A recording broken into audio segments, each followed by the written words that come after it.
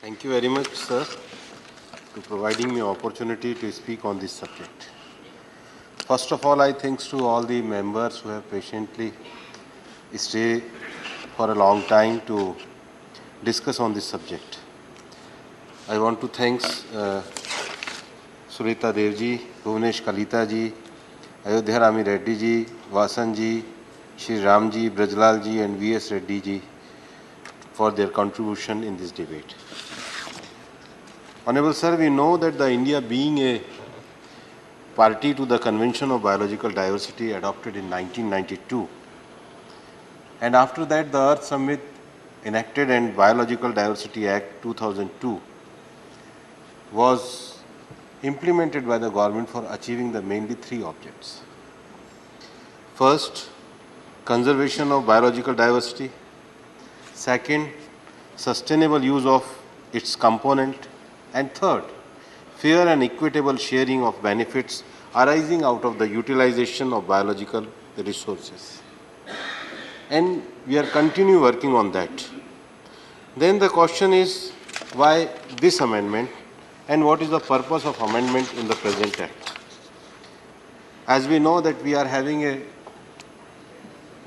three-tier level system to protection of the biological diversity. At the national level, we are having a National Biodiversity Authority. At state level, we are having a State Biodiversity Authority. And the local level, we are having a Biodiversity Management Committee.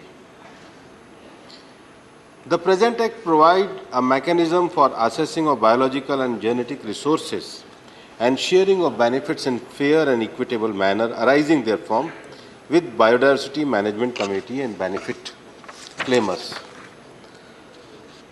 With this present amendment, I think that we are providing more mechanism, especially to our tribal people or local people. They have a vast knowledge of this tradition, and especially we want to promote Ayush and Ayurveda. And for that purpose, we amend this present Biological Diversity Act to achieve this object. That's the reason with this present amendment, we are simplifying and streamline the reduced complaint burden and encourage conducive environment for collaborative and research and investment. That is the first object. Second is simplify the patent application process. And patent is not only for the biodiversity, the other also. Tomorrow engineering people say our patent, you create our patent office. Tomorrow other the science and the chemistry, they say you create our patent office. So patent authority is one. Those who are in this field also, they are also apply in the patent office, but how we simplify the system. That is the object of us, and it's a government department and they coordinate in that manner that more and more patent we allowed in this field. And the third thing is widen the scope of levying access and benefit sharing with local community. That is the main object, and to further conservation of biological resources. And that's the reason with the present amendment and after talking with the stakeholders or concerned person, the present amendment aims to reduce the pressure on wild medicinal plant by encouraging cultivation of medicinal plants and removing the ABS compliance burden on the Indian industries. That is the worst thing. Second thing, exemption of codified traditional knowledge from the purview of the Act for Indian companies.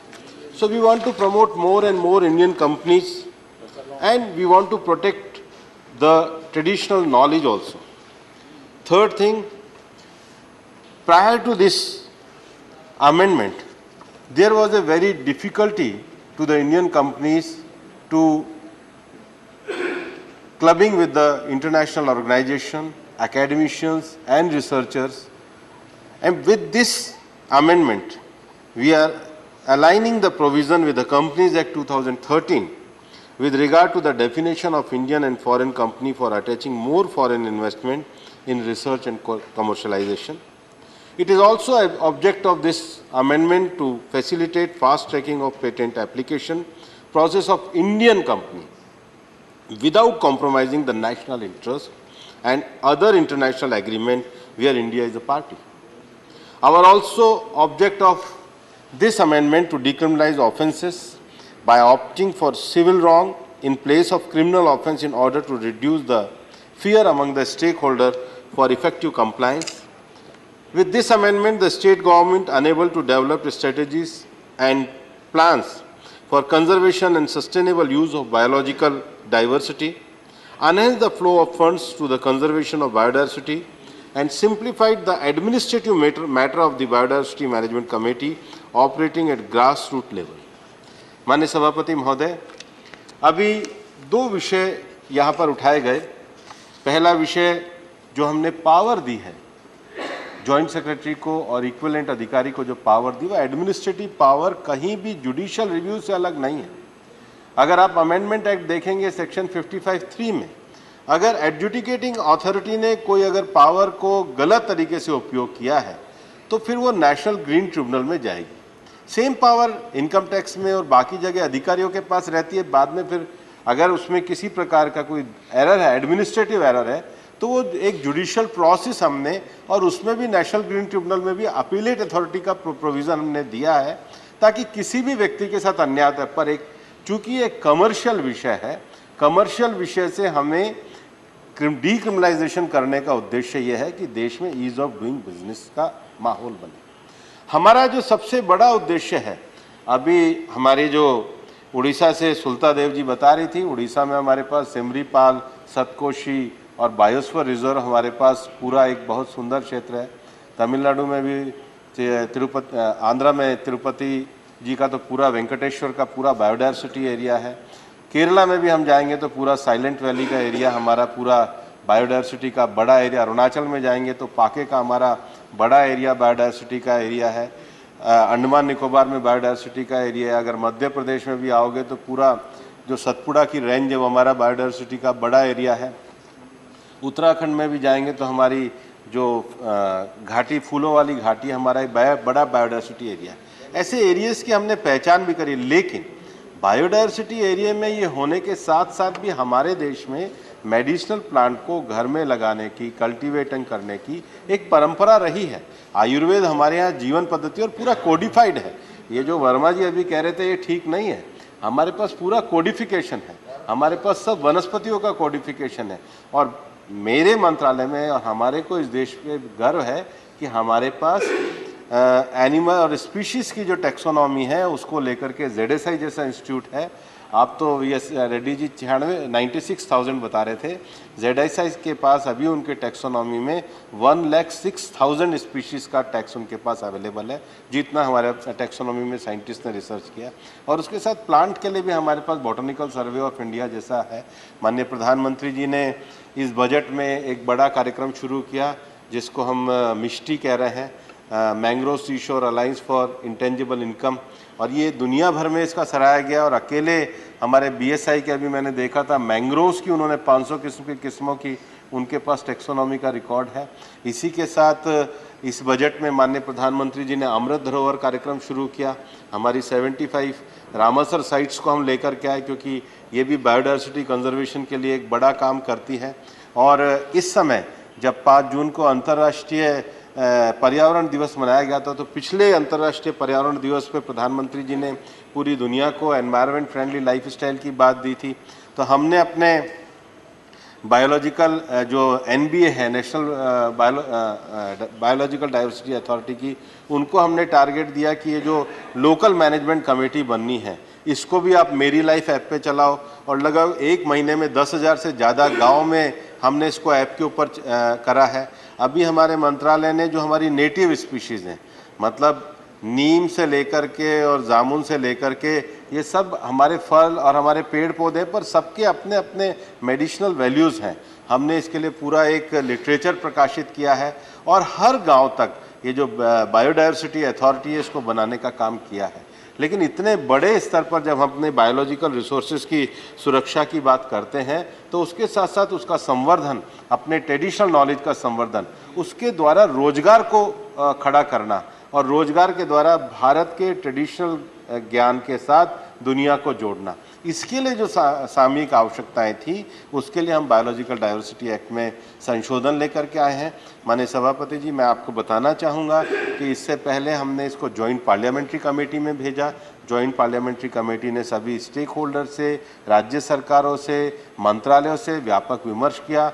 जनजाति मंत्रालय से हमने पूरी तरीके से व्यापक विमर्श किया, कैसे हमारे ट्राइबल्स को इस ट्रेडिशनल नॉलेज का फ़ायदा पहुँचे। उन प्रावधानों को हम इसके अंतर्गत लेकर के आए हैं और इन सब प्रावधानों को लाने के बाद आज लोकसभा ने भी इसको स्वीकृत किया है।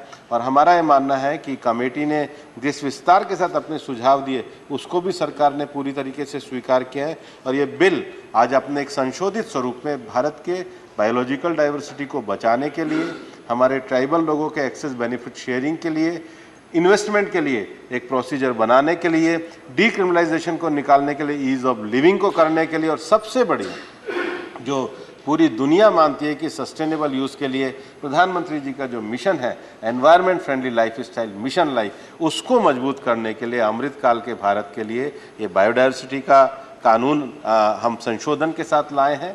और भारत न केवल नगोया ट्रीटी का भागीदार है, बल्कि उसके साथ ही साथ पिछली बार जब मॉन्ट्रियल में कॉप हुई, कॉप 15 में, तो जो एचई डिक्लेरेशन जो थे, उस एचई डिक्लेरेशन के बाद भारत ने जो मॉन्ट्रियल कॉप हुई, उसमें दुनिया के जो बायोडायवर्सिटी के लक्ष्य तय करने के लिए अपने पूरे योगदान को दिया। हम मल्टीलेटरल लेवल पर दुनिया के उस योगदान में कदम से कदम बनाकर चलने को तैयार है, लेकिन हमारा ये मानना है कि इन लक्ष्यों को पूरा करने के लिए भारत जो CBDR के दुनिया का प्रिंसिपल है, कॉमन बट डिफ्रेंशिएटेड रिस्पॉन्सिबिलिटी, उसको मानते हुए अपने पर्यावरणीय सुरक्षा को करते हुए अपने लोगों के हितों को ध्यान में रखते हुए आगे बढ़ेगा।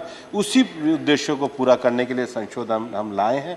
मैं सदन से आग्रह करूंगा, ये संशोधन जो देश के गरीबों के लिए, ट्राइबल्स के लिए, हमारे आयुष के लिए, आयुर्वेद के लिए, इन्वेस्टमेंट के लिए, रोजगार के लिए लेकर के आए हैं, ये संशोधन जो प्रधानमंत्री जी के मिशन लाइफ के विषयों को पूरा करने के लिए लाए हैं, ये संशोधन जो अमृत काल में भारत के ट्रेडिशनल नॉलेज को दुनिया के सामने स्थापित करने में सक्षम करने के लिए लाए हैं, उसको पूर्ण सहमति के साथ पारित करें। बहुत बहुत धन्यवाद। धन्यवाद माननीय मंत्री जी।